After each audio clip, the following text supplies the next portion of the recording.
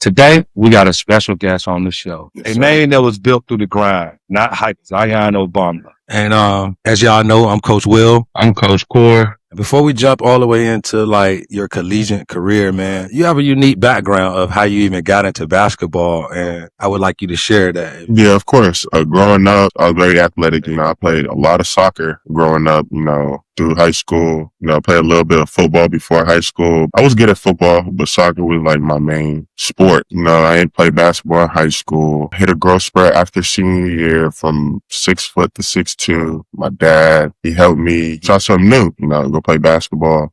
So I took the chance, he took the chance on me. He grinded, he stayed down with me all throughout the process, put me in prep school, made me develop, met some legends on the way too. Hakeem Olajuwon was a big impact in my career. He had seen some in me, so he just took that opportunity, stayed down with me, was training me, and got me into a JUCO. A lot of people don't make it out of JUCO. Mm-hmm. Tell us, what did it teach you about yourself? It taught me that I lacked a lot of discipline. Going into JUCO, it showed me you can't just coast through things. You can't, you got to get out the mud. They had unlimited time with you, Division I, it's certain times they have with you, but JUCO, that's what people fail to realize. The coach has whatever time with you at any time. From the training, the running at 6 a.m., it just helped me become the man I am today. Yeah, being on a regiment helping you. A regiment helps. So at any point, did you feel like the dream wasn't possible? Did you ever doubt the process at any point like that? Yeah, I doubted the process a lot. I'm not gonna lie, a lot. I wanted to give up so many times, But it was just replaying in my head, the potential I have, from starting so late. Legends in my corner, motivating me every day, talking about something I have what it takes. He's never really seen a type of person with that skill set. Just different stuff that just motivates me and just keeps me going. So your supporting cast helped you basically through it also. Yeah, definitely. What was the process like going from junior college to Claflin? So coming out from Marshalltown, I was a high prospect coming out of JUCO, just with the numbers I put up and everything. And I had a lot of schools from Grambling, Alabama A&M. I had just a bunch of stuff, but it was mostly about opportunity and playing time. But it was just the opportunity that I came with what Claflin was wanting me to bring to the table, and everything they were saying was good. Coach Dunlap took a chance on me. He told me everything just sounded good when I went on the visit. It just felt like home, So I would say to the younger people coming up, take chances. Don't just, don't go where the hype is, go where you're gonna progress and succeed. Yeah. Okay. That's good, dog. That's really good. That's good for kids, to know. And that's the difference in today's game. Mm-hmm. So that's good advice for you to give. Yeah. That was going to be one of my questions to you later.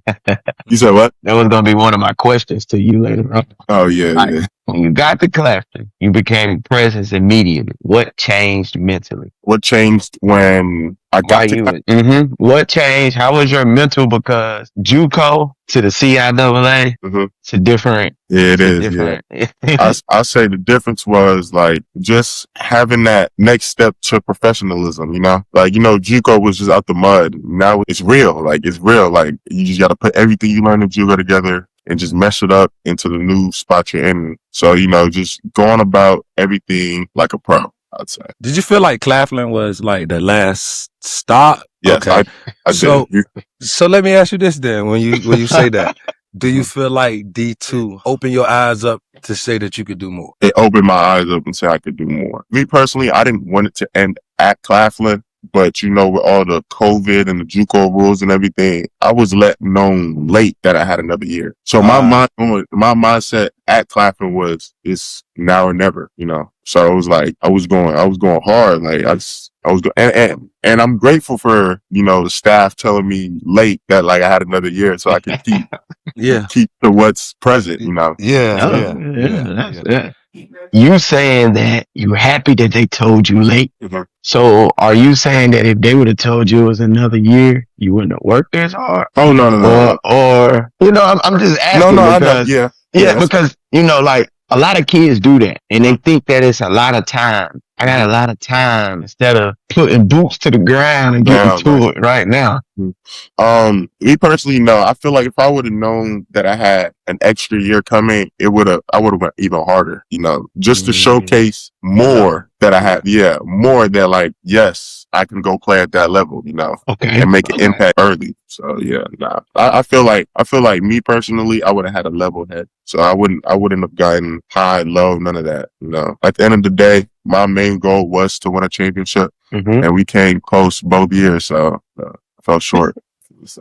So Maryland Eastern Shore, I'm pretty sure when you went into the transfer portal with your production, you were, highly recruited and all that. What made you choose, Cleo Hill in second year at a school that's rebuilding? Like, what made you commit? Okay, so me and Coach Cleo, we don't go back too far, but we go back, as he coached at Winston, while he was coaching at Winston, he played me. So he had the opportunity and the time to like really see who like he wanted, so, and we was going back and forth during the season, he'd win some games, I'll win some games, but it was all love at the end of the day. Hopped in the portal. The first person to hit me up right when I hit the portal the next day was Coach Hill. It was Coach Hill. The first day, he was like, man, he's been waiting for me to enter the portal since last year.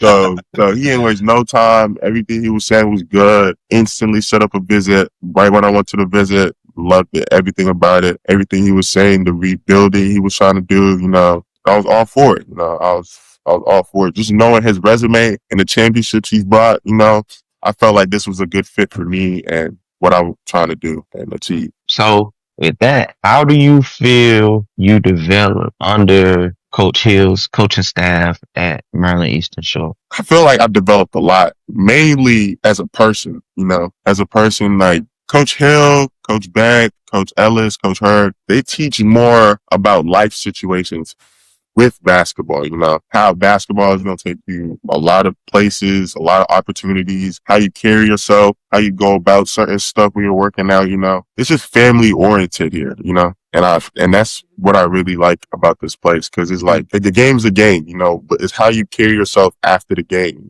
how you move, when you're winning, how you move when you're losing, it's just certain stuff. And that's what I feel like is my biggest takeaway from this year is like developing as a professional and as a man, Yeah. So far as like, because of like, of course, your experience as a youth wasn't there because you were in soccer and all that. Yeah. So far as like Division I and being under Coach Hill myself, like, working on his staff and, knowing him for over a decade now, his IQ and Lance too. I've been knowing Lance since he was, your age, in college, and their IQ and the way they look at basketball is next level. Like, do you feel like you're prepared, now from being with them to go be, elevate your game? Not to say elevate your game, but to step into somewhere overseas and produce. Yes. I honestly do think like they've prepared me well for it. Mainly, Coach Beck, he's been my right hand man from the beginning of the season to the end of the season, just teaching me little stuff like, oh, Z, you got to go get that rebound. You trying to go make money. You trying to go make money, right? You trying to go play. You got to get that rebound. Even though it seems impossible, go get it. How you make bread and butter, certain stuff like that. Or Z, you can't be last in sprints. You got to be first every single time. Like, it's just motivational stuff. And going back to when I said I had people in my corner is no different from Maryland Eastern Shore. They've been in my corner from the jump, preparing me for the next level. They see something before I see something. So I feel like I'm well prepared. Like, so you saying that they really have developed you to become a pro at the next level, and you would advise people that their development is A1 at Maryland Eastern Shore. Yes, 100%, 100%. Okay.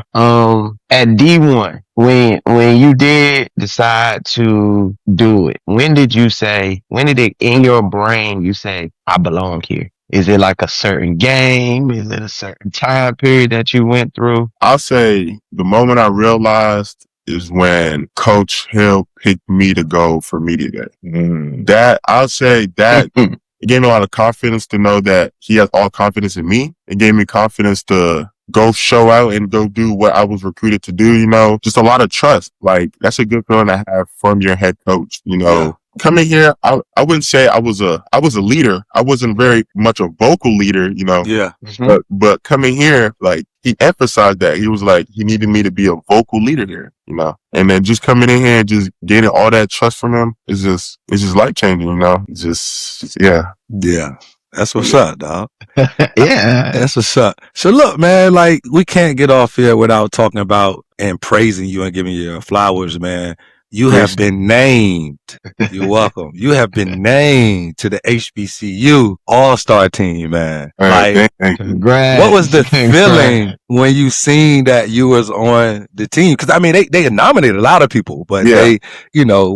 how did you feel when you seen that you were on the team? So last year I was watching the HBCU All-Star like a hawk, but I didn't know I wasn't going to be able to get it because I had another year.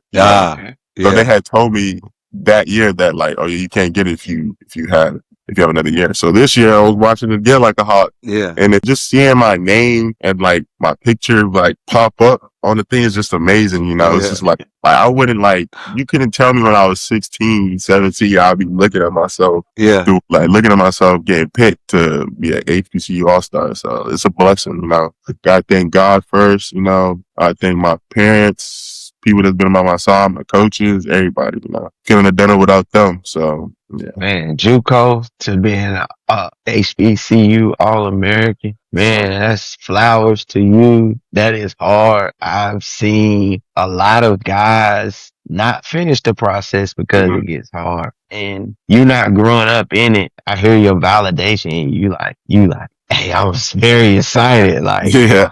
to you, that's like being picked in the draft. Yeah, like, it may not be big to anybody else, but No. just coming just from my background and everything. Yeah, So, like, that is huge, 'cause you didn't have the big, grassroots background of basketball and growing up and going through this stuff. I got a question. So you said growing up, you played soccer and football. How does it groom your basketball skills? Like, what do you do? I'll say mostly, soccer is I'll say footwork with soccer, footwork. And I feel like that's what attracted, Hakeem Olajuwon to come train and come take a chance on me. Cause, starting off, I already had footwork down, just from playing soccer, training and everything. And, he just said, I'll just move them usual. Like, for a person who's starting to play basketball, like I have it, the movement, So I feel like soccer is a big, big part of my life and to getting me to where I'm at today, And I play a little bit of football. That's where aggressiveness comes from, I was, when I was in Canada, lived in Canada for like a couple of years. Played tackle football out there. I was on the newspaper for it too. I was pretty big. I'm an athletic dude, So Okay. Okay. So did you feel like this achievement is a validation of the journey? No. I don't think. It's just getting started. I'm just getting started now. I'm just getting started. It's a good. It's a good accomplishment, It's a great accomplishment, but I'm getting started. This just made me more hungrier, Just to, like, I'll say, like, it's like a checkpoint. Yeah. It's like a checkpoint, So. Yeah. So, like, one last question, man, and of course we'll be back on because we're gonna stick with the journey. You're now part of the Free Money family, so once.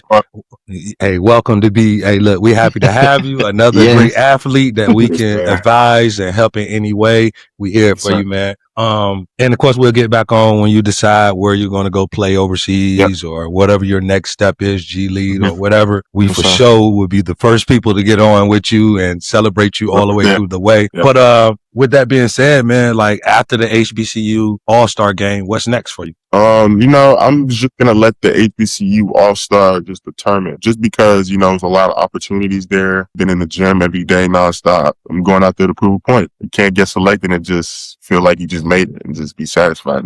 Keep going, go hard, and hopefully opportunities come out of there. Well, it ain't no hopefully, bro. The whole motto of Free Money is anything that you can work for to level up, that's free money. And right now you're in that free money stage, bro. All you got to do is work hard and you're going to get a check, bro. Believe that. But You're welcome, man. We're happy that you came on, man. Appreciate Happy to you be for on. your time. Don't get big time now. I got Don't you. get big time now.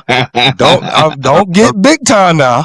I'm leveled. I ain't getting big time. Hey, Corey, you got any closing things, man? Hey man, all I'll tell you is keep going on the journey, the grind, make your grind unmatched. All right, take every gym that you walk into, and it might not be able to take everything, but it's a little gem, a little jewel that somebody's going to tell you that can elevate you on a different level. Yep. And you mold all that stuff together, and man, and you dang on shoot for the moon. And if you shoot for the moon, you'll end up in the stars. That's a great It's a place fact. to be.